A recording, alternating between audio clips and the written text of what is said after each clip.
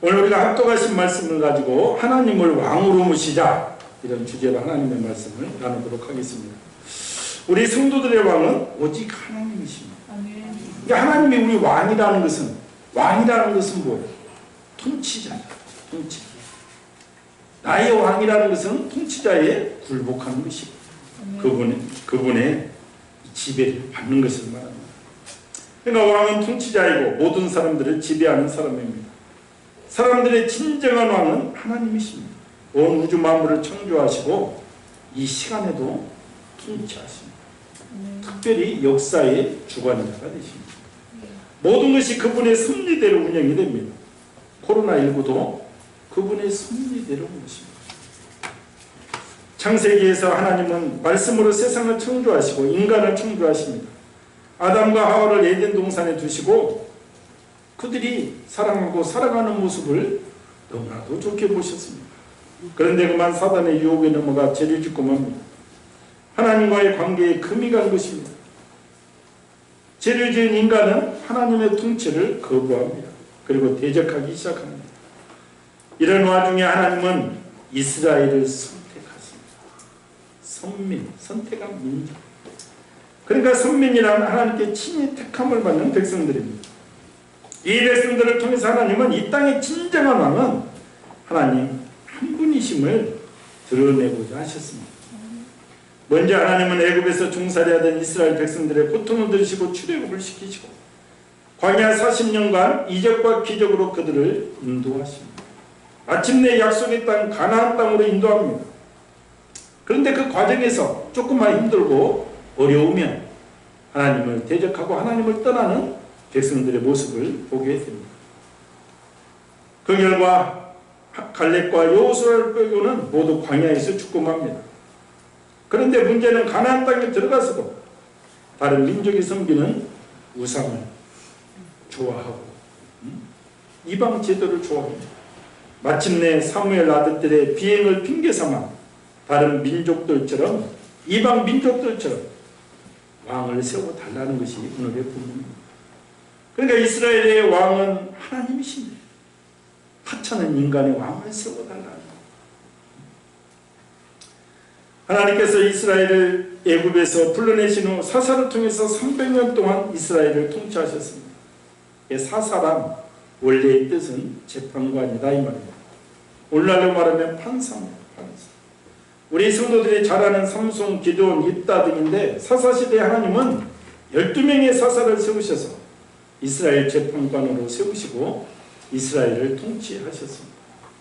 사사시대에도 그들이 하나님의 말씀을 듣고 그 말씀을 순종할 때는 승리했으나 사사들의 말을 듣지 않고 우상을 섬기고 세상을 섬길 때는 이스라엘 백성들이 많은 민족이 침입을 받아서 아주 괴로운 아주 고통스러운 시간을 보냈습니다. 그러니까 말씀을 순종할 때는 그들은 평안했습니다. 환경을 바라보고 세상을 바라볼 때는 늘 고통스러웠습니다. 오늘 이스라엘 백성들은 그들의 왕 하나님의 마음을 아프게 하고 있습니다. 그리고 사무엘 선지자도 인간적인 정에 이끌려 실수하고 있는 장면을 보게 됩니다. 사무엘 선지자와 백성 모두 왕 중의 왕이신 하나님의 말씀을 잠시 잊어버리는 장면이 오늘 본문의 장면입니다. 오늘 하나님의 뜻을 간과한 사무엘이 나옵니다.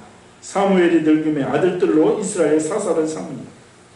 근데 이 말씀에서 사무엘의 작은 실수를 알 수가 있습니다. 사사란 사람들의 추대로 세워지는 것이 아닙니다. 인기 투표를 통해서 인기가 많은 사람들이 당선이 되는 요즘 시대의 선거제도가 아닙니다. 하나님께서 직접 부르십니다. 직접 소명을 주십니다. 그래서 때때로 사람이 보기에는 하찮은 사람들 같이 보이는데도 그런 사람이 사사가 되기도 합니다. 사사 기드온도 유명한 사람이지만 농부였잖아요. 양치는 사람이었잖아요. 자기를 사사로 보니까 너무 깜짝 놀라서 왜 나를 부르십니까?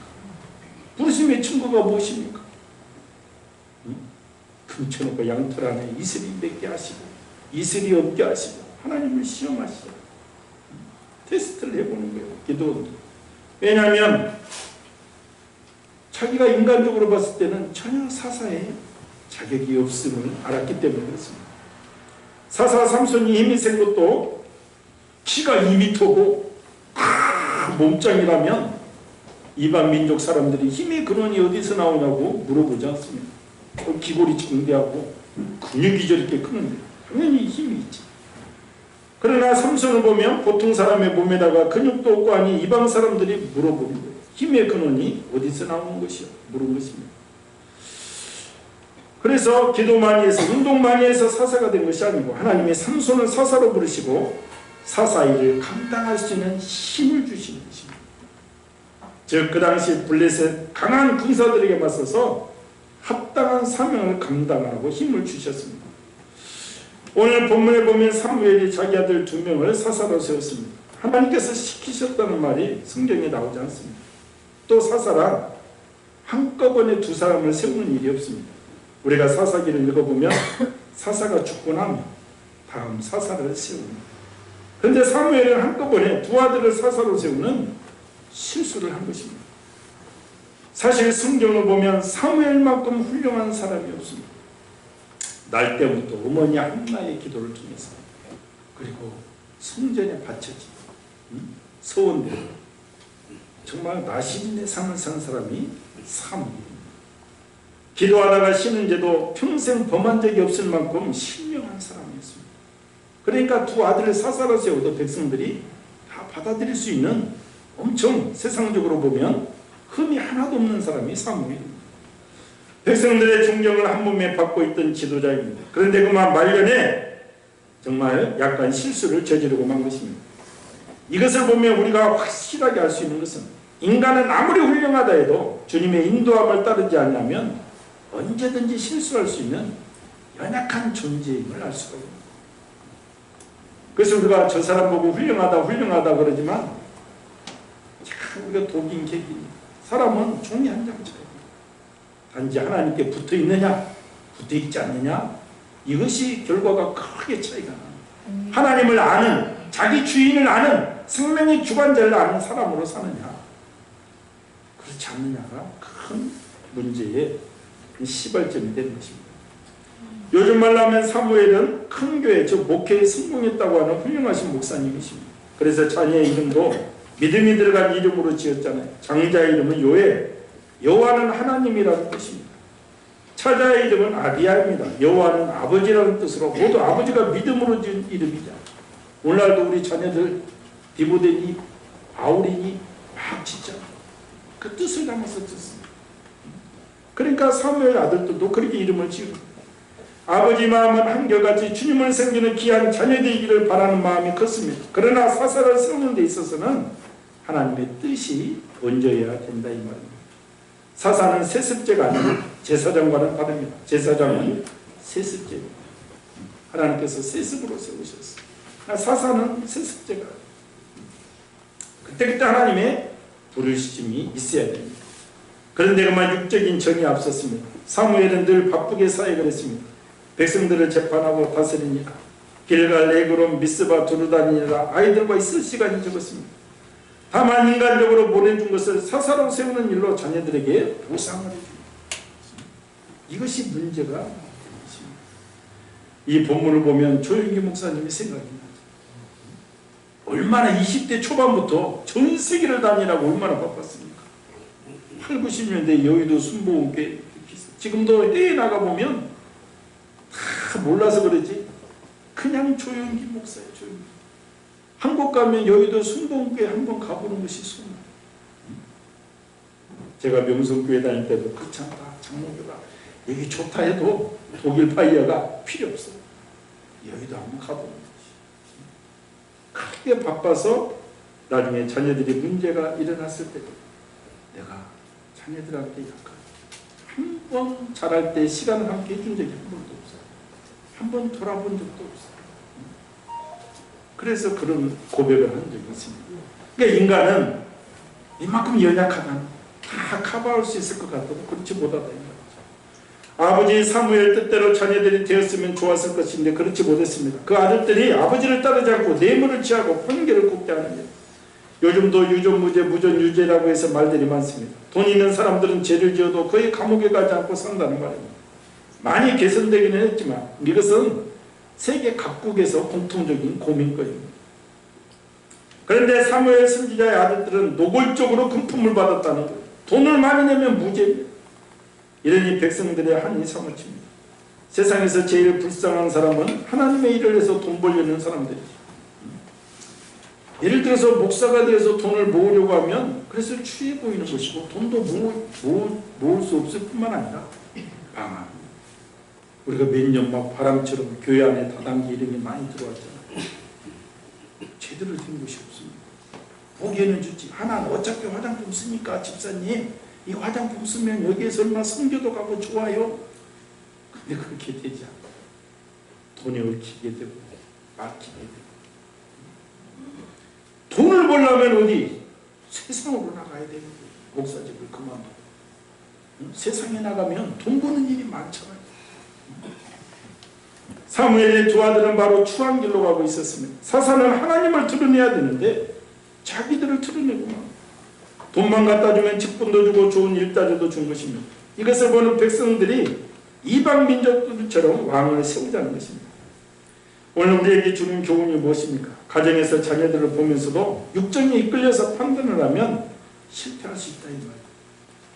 철저하게 말씀을 기준으로 자녀 교육도 시키고 자녀들의 그릇을 잘 분별해서 일도 맡겨야 하나님의 영광 가리지 않습니다. 이런 자세가 하나님을 왕으로 모시고 사는 자들의 모습입니다. 근래에 들어 한국교회도 자녀 세습 문제로 얼마나 문제가 많았습니까? 꼭 교인들이 찬성을 해도 세상 사람들 눈에는 문제로 보입니다. 그 결과 잠재적으로 한국교회가 약해집니다. 무슨 교회가 세습을 하고 이렇게 되는 것이죠. 어려운 교회 세습은 좋습니다. 그런데 대형 교회가 또 문제가 되죠. 늘 우리가 명심해야 되는 것은 우리의 왕은 하나님이시다. 우리는 왕의 지배를 받아야 합니다. 우리의 왕을 어떻게 할 것인가. 자녀들도 하나님께서 나에게 맡겨주셨는데 이 천하보다도 귀한 생명을 어떻게 인도할 것이 좋은 것인지 아버지께 묻고 기도해야 될 줄 믿습니다. 늘 하나님의 뜻을 분별하여 하나님 나라 확장에 쓰임받기를 예수님의 이름으로 축원을 드립니다. 오늘 두 번째는 모든 나라와 같이 우리에게 왕을 세워 다스리게 하소서. 사무엘 선지자 두 아들의 만행을 지켜보는 백성들이 너무나도 놀랍니다. 그러면 하나님의 백성답게 말씀 안에서 일처리를 해야 됩니다. 먼저 장로들이 먼저 하나님께 기도하고 두 아들을 찾아가서 충고를 해야 됩니다. 사사로서 뇌물을 받고 판결을 하다니 어찌 일을 이렇게 하십니까? 하는 것이 성경적입니다. 문제 자체를 하나님께 가지고 가는 것이 하나님을 왕으로 섬기는 자들의 모습이다 이 말이죠. 듣든지 안 듣든지 먼저 찾아가서 말을 해야 됩니다. 우리는 확실하게 알아야 됩니다. 교회에서도 이웃 사람들이 잘못할 때 비판부터 하지 말고 하나님께 먼저 나가서 기도해야 됩니다. 하나님, 저 사람들이 잘못하고 있는데 나를 사용하시어 그가 바로 설 수 있도록 충고하게 하여 주시고 나의 말을 들을 때 저 마음을 넓혀주셔서 충고를 받아들이게 하여 주시옵소서. 그리고 찾아가서 개선책을 내놓아야 됩니다. 그럼 하나님께서 그 마음 문을 열어주셔서 회복하게 하시든지 아니면 다른 길을 열어주십니다. 이런 응답을 주시는 하나님이심을 우리가 믿어야 됩니다. 정말 그렇습니다. 하나님은 살아계셔서 반드시 역사하십니다. 오늘 본문을 보면 이들은 기도하지 않고 사무엘에게 쫓아가서 당신의 아들들은 옳지 못하다 비평부터 했습니다. 그리고 이방 나라들을 보니 왕이 다스리는 것이 너무 일사불란하고 좋아 보였습니다. 사무엘에게 가서도 하나님께 함께 기도해 봅시다 하지 않고 왕을 세워달라고 합니다. 요즘 말로 하면 힘으로 밀어붙이는 데모에서 의견을 관철시키는 것입니다. 요즘 많은 교회들이 분쟁을 겪고 있습니다. 교회에서 한번 싸움이 일어나면 몇 년간 싸웁니다. 몇 년간. 이유는 말씀 안에서 해결책을 찾지 않기 때문에. 우리는 인본주의가 어떤 경우에도 교회에 들어오지 못하도록 잘 방어를 해야 됩니다. 원래 하나님도 왕을 세우는 데 있어서 반대하지 않았습니까? 신명기 17장을 보면 때가 되면 너희들이 왕을 세울 것이다 이렇게 예언하고 계십니다. 그리고 왕의 조건을 말씀하십니다. 이방 왕처럼 압제하는 왕을 세우지 말라고 했습니다. 왕을 세우더라도 군사를 많이 두지 말고, 군사가 있으면 군사를 의지하니까 하나님을 의지하라. 말을 많이 두지 말고 여자를 많이 두지 말라고 했어요. 남성들이 나이 들면 다 힘이 없죠. 젊었을 때나 여자 앞에서 큰 소리 치지 나이 들어가면 다 행복하고 살잖아요. 그런데 여자를 많이 두면 어떻게 되겠어요? 나중에 솔로몬이 나오죠. 저 왕을 세우되 하나님의 심정을 가지고 왕을 세우라는 말입니다. 그런데 여기서는 이방과 같이 블레셋과 같은 모압과 같은 왕을 세우도록 부탁을 했습니다. 먼저 하나님께 기도하지 않고 힘으로 밀어붙이고 있습니다. 이 일로 사울 왕이 세워지고 처음에는 잘 되는 것 같았으나 얼마 지나지 않아 하나님을 떠나는 왕들이 많고 우상을 섬기고 해서 이스라엘 역사에 이 왕들이 큰 오점을 낳습니다. 제대로 된 왕이 얼마 없습니다. 우리가 역사적으로 보면 왕다운 왕은 다윗, 솔로몬, 요시아, 히스기야 이 4명 정도를 칩니다. 그 이외의 왕은 타락하고 우상을 섬기고 방탕하다가 나라를 타락시키는데 앞장을 섰습니다. 솔로몬도 초기에는 번제를 드리는 등 믿음이 있었으나 세월이 지나다 아까 말한 왕을 세우고 여자를 많이 두지 말라고 했는데 부인이 몇 명? 1000명. 그래서 여자들 하자는 대로 하자. 우상을 섬기는데 앞장을 섰습니다. 결론은 왕이라는 자리가 하나님의 영광을 나타나는데 제대로 쓰이지 못한 것입니다. 오늘도 하나님은 온 우주를 통치하고 계십니다. 지상에 몸된 교회를 주시고 하나님의 뜻을 이루어가고 계십니다. 이 지상에 있는 교회들 중에 온전한 교회는 단 하나도 없습니다. 여러분, 초대형 교회라고 온전한 것 같지만 그렇지 않습니다. 다 부족한 부분이 있습니다. 위대한 목사님이라고 온전하다고 생각을 하면 큰 오산입니다. 많은 교회를 통해서 많은 주의종을 통해서 부족한 부분을 보충해서 한국교회를 이끌어가신 하나님이심을 우리가 믿어야 되는 거예요. 우리 교회도 세상적으로 보면 부족하고 연약하지만 하나님께서 이쁘게 보신 구석이 하나님이 있다. 그 부분은 또 하나님이 쓰십니다. 우리가 그걸 알아야 되는 것입니다. 오늘 이 단락을 가지고 우리가 기도할 때 문제가 있을 때 먼저 기도하시기 바랍니다. 기도자가 마음에 들지 않을 때 그의 마음을 열어주기를 기도하시기 바랍니다. 기도하실 때 주님께서 들으시고 역사하십니다. 우리 생각에는 답답한 것 같지만 그렇지 않습니다. 하나님의 시간대 속에서 모든 문제가 해결된다는 확신을 가져야 될 줄 믿습니다. 이런 자세가 하나님을 왕으로 모신 자세임을 우리가 잊어서는 안 될 줄 믿습니다. 오늘 세 번째는 스스로 하나님을 버리는 백성들입니다. 사무엘이 기뻐하지 아니하며 여호와께 기도하며 사무엘은 그들의 요구를 들었을 때 굉장히 기분이 좋지 않았습니다. 기도하는 백성들의 자세가 아니었기 때문입니다. 그들이 와서 저희가 보니 두 아들 사사가 하나님께 기도하지 않고 뇌물을 좋아합니다. 돈이 재판의 기준이 되고 있습니다. 가서 아들들로 보시고 아버지이시고 대사사이시니 그들을 말려주시고 충고해 주시옵소서. 저희들은 뒤에서 기도하겠습니다. 해야 정상적이죠. 그런데 그들은 화가 나서 당신의 아들들이 문제가 있으니 치워버리고 왕을 세웁시다 이렇게 얘기한 것입니다. 이런 자세는 첫째는 사무엘을 거부하는 불신하는 행동이고 현재 사무엘은 대사사잖아요. 하나님께서 재판관으로 세우셨잖아요. 그런데 그걸 거부하는 것이고 둘째는 하나님의 다스림을 거부하는 것입니다. 이런 상황에서도 노련한 사무엘은 자신의 뜻을 따라 장로들에게 답하지 않고 하나님의 뜻을 알기 위해 기도했습니다. 철저한 신앙적 행위였습니다. 하나님의 허락은 기쁨이 아닌 노여움이었습니다. 배은 망덕이었습니다. 이스라엘 백성이 왕을 요구한 것은 다른 신을 섬기며 하나님을 떠난 행위였습니다. 인간적인 조직과 주권을 요구한 우상 숭배였습니다. 왕의 제도는 권력주의에서 파생되는 위험성이 있습니다. 선민으로서 고유한 특권과 사명을 포기하고 여호와 하나님으로부터 독립선언을 한 것입니다. 한마디로 약간 미친 행위죠. 미친 나간 행위입니다. 이 하나님은 말씀하십니다. 그들이 나를 버려 왕이 되지 못하게 하냐. 하나님은 이스라엘 백성을 택하셔서 왕의 통치가 어떤 것인지 이방 열방들에게 보여주고 싶어 하셨는데 그들은 그들의 왕을 버리는 것. 그들이 스스로 하나님을 버리는 행위라는 것입니다. 때때로 하나님은 정말 우리가 고집스럽게 요구할 때 합당하지 않는 것도 허락하실 때가 있습니다. 이런 것을 받았을 때 좋아해서는 안 됩니다. 많은 고생 끝에 결국은 하나님만이 왕이라는 고백이 나올 정도로 훈련을 받기 때문에 고통스러운 시간이 걸리신다. 왕들의 죄값으로 이스라엘은 바벨론 포로 70년 동안 그들은 성전에서 예배하는 것이 얼마나 귀한 것인지 하나님을 찬양하는 것이 얼마나 귀한 것인지 깨닫고 통곡합니다. 그리고 멀리 그 노예 생활하면서 오직 하나님만이 왕이라는 고백을 하고 있습니다. 그런 인간적인 욕심과 탐욕에서 기도에서 얻었다고 좋아해서는 안 되는 이유가 여기에 있는 것입니다. 철저하게 하나님의 뜻에 맞는 것인지 우리는 늘 돌아봐야 돼요. 우리의 왕의 통치를 받아야 돼요. 이스라엘 이런 예가 또 있습니다. 이스라엘 백성이 출애굽 후 광야에서 고기가 먹고 싶다고 막 고함지르잖아요. 처음에 만나를 줄 때는 아우 바삭하고 막 과자 막 갖고 너무 좋다고 막 꿀송이 같다고 했는데 매일 그것만 먹으니까 나중에는 뭐요? 기름 섞인 맛 갖고 지겨워. 왜 이게 만나만 주는 거야 하나님? 우리가 씹는 맛을 알잖아요. 응? 고기 씹는 맛을 좀 주세요. 그렇게 막 원망 불평하고 기도하기 시작한다. 그러니까 고기가 먹고 싶다는 말은 이상한 말이 아니고 늘 만나만 계속 먹으니까 처음에는 만나 맛에 환호했지만 인간인지라 이전에 먹었던 고기 맛이 생각나. 그러니까 하나님 고기가 먹고 싶어요. 입에 씹는 맛을 느끼게 해주세요. 등심 씹는 맛 느끼게 해주세요.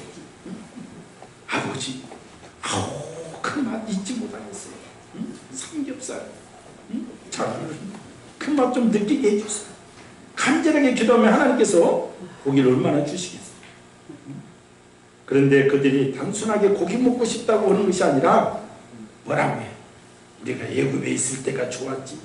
고기가 막 곁에서 상추에 된장 넣고 싸먹은 맛 그때가 좋았지. 에이 하나님 따라 나왔는데 고기를 못 먹으니 정력이 부족해서 아우 힘들고 하면서 원망을 하는 거예요. 세상에 뭐 어떤 것을 추억을 해? 노예 생활을 추억하면서 하나님은 그것을 정말 이적과 기적으로 그들을 이끌어내셨는데 그들을 먹이시고 인도하는데 그들은 애굽 생활을 그러니까 하나님이 너무 기가 막히죠. 그래도 그들이 고기 먹고 싶다고 하니까 내가 고기를 실컷 먹게 해주마. 그러니까 그들이 불만하고 환경을 보면서 말합니다. 이 사막 철쭉인데 어디서 고기가 오겠다는 말이야. 한 달은커녕 하루라도 한 끼라도 먹으면 좋겠다. 이렇게 고백하잖아요.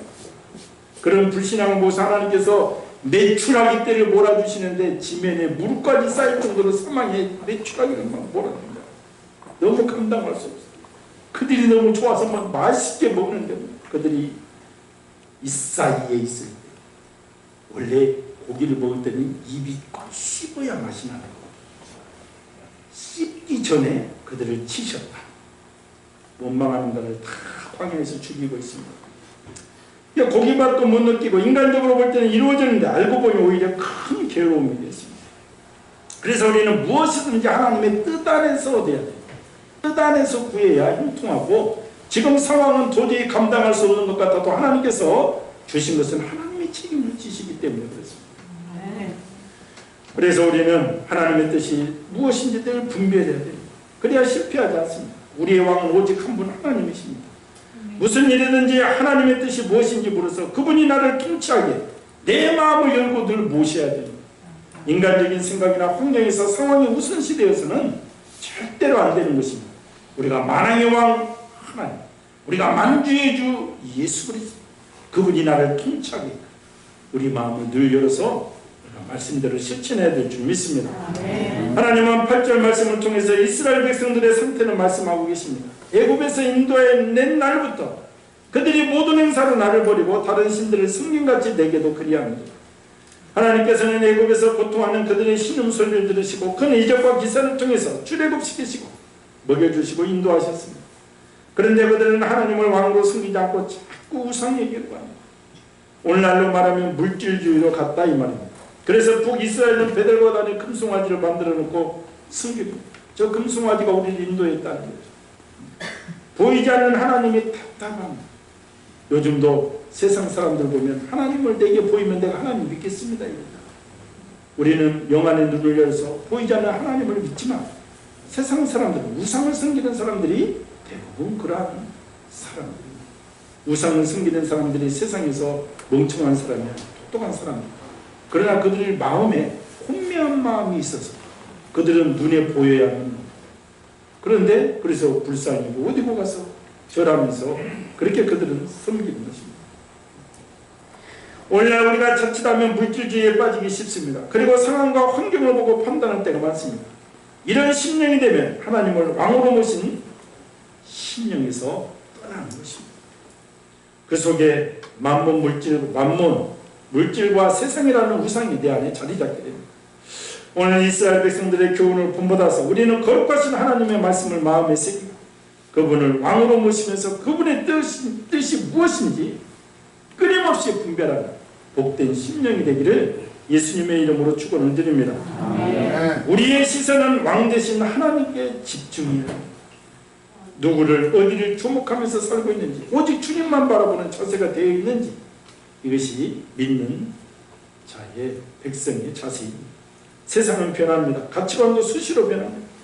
그러나 오직 변하지 않으신 분은 하나님 한 분입니다. 그분의 말씀은 영원합니다. 모든 육체는 풀과 같고 그 모든 영광은 풀의 꽃과 같으니 풀은 마르고 꽃은 떨어지되 오직 주의 말씀은 세세토록 있도다. 믿음의 백성은 왕 대신 하나님께 시선을 고정하고 걸어가는 것입니다. 그래서 쉬지 말고 기도하라고 했습니다. 선줄로 생각하는 자는 넘어질까 조심하라고 경고합니다. 그리고 매일 성령 충만을 강구해야 됩니다. 성령 하나님의 영이 나와 동행해야 우리가 분별할 수 있기 때문에 그렇습니다. 시편 47편은 왕이신 하나님을 찬양하고 있습니다. 지존하신 여호와는 두려우시고 온 땅에 큰 왕이 되시므로 찬송하라 하나님을 찬송하라 찬송하라 우리 왕을 찬송하라. 우리 성도들의 왕은 오직 하나님이십니다. 왕은 통치자입니다. 우리는 그분의 통치에 순종해야 됩니다. 순종의 지침은 말씀입니다. 말씀을 올바로 실천하여 진정한 왕 하나님을 기쁘게 하는 복된 성도 되기를 주님의 이름으로 축원을 드립니다. 오늘 말씀을 생각하면서 우리는 정말 우리의 왕은 하나님 한 분임을 고백하고 오직 예수 그리스도 그분이 나의 왕이라면 그분의 통치를 받아야 됩니다. 우리의 판단의 기준은 늘 말씀의 기준입니다. 하나님의 영이 나와 함께 하시어서 인간의 정에 끌리지 않게 하시고 세상 환경을 따라 판단하지 않게 하시고 오직 말씀으로 주님을 바라볼 때 우리 소망이 부끄럽지 않도록 역사하시는 주님이심을 우리가 믿고 그분께 담대히 구하는 복된 성도 되어야 될 줄 믿습니다. 주여 성창하고 기도합니다. 주여 주여 주여 할렐루야.